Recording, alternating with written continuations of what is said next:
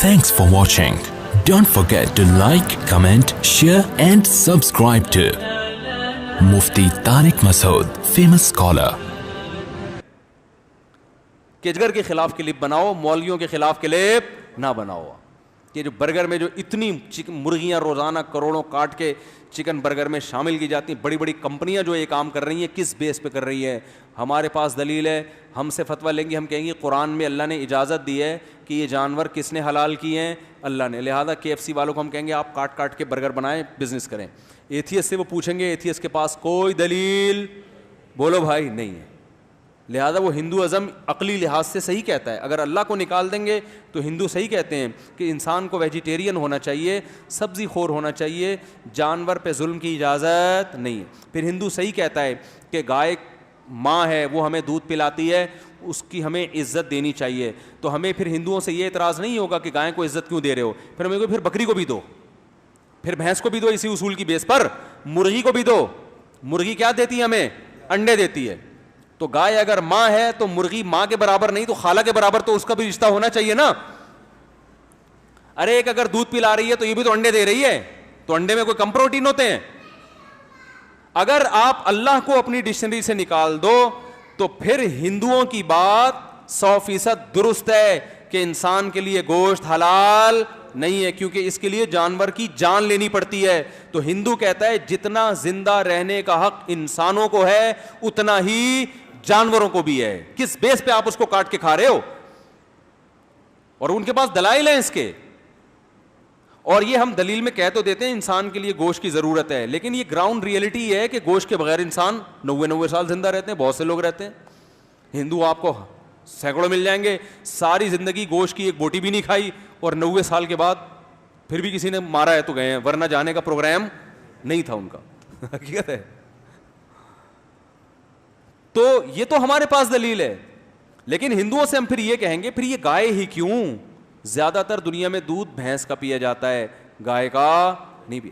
تو گائے اگر ماں ہے تو بھینس نانی ہونی چاہیے پھر آپ کی, اور مرغیاں خالہ. اور کون سے جانور ہیں جس سے فائدہ اٹھاتے ہیں؟ بکری کا دودھ پیتے ہیں, وہ کم پیا جاتا ہے, لیکن کم پیا جائے, جو پی رہا ہے اس کے لیے تو ماں ہو گئی نا. وہ جو بکری کا دودھ پیتا ہے اس کے لیے بکری کیا ہے؟ ماں ہے. تو اس لیے سیدھی سیدھی بات ہے جو اسلام نے کر دی, قرآن نے کہہ دیا, ہم نے یہ سب کس کے لیے بنایا؟ ہم نے تمہارے لیے. تو ہم چونکہ اللہ کو مانتے ہیں, ہمارے پاس اس کے مضبوط دلائل ہیں, اور ہم قرآن کو اللہ کی کتاب بھی مانتے ہیں, اس کے بھی مضبوط دلائل ہیں. تو اب اللہ نے ہم سے کہہ دیا کہ کھاؤ, تو ہم اس بیس پہ گائے کو کاٹ رہے ہیں, تبھی ہم اس پہ اللہ کا نام لیتے ہیں. اس میں حکمت ہی یہی ہے کہ بھئی یہ اللہ کی طرف سے ہمارے لیے ہے, تبھی ہم اللہ کا نام لے کے کاٹیں گے, ورنہ ہمیں کوئی رائٹ نہیں ہے کہ اپنی جیسی مخلوق جو خدا نے اس کو بھی بنایا ہمیں بھی بنایا, تو ہم ورنہ ہم یہ ہمارے لیے حلال نہیں ہے. تبھی جس جانور پہ اللہ کا نام نہ لیا جائے ہم اسے نہیں کھاتے. جو جانور طبعی موت مر جائے اس کو بھی نہیں کھاتے ہم, کہ خود سے مرا ہے.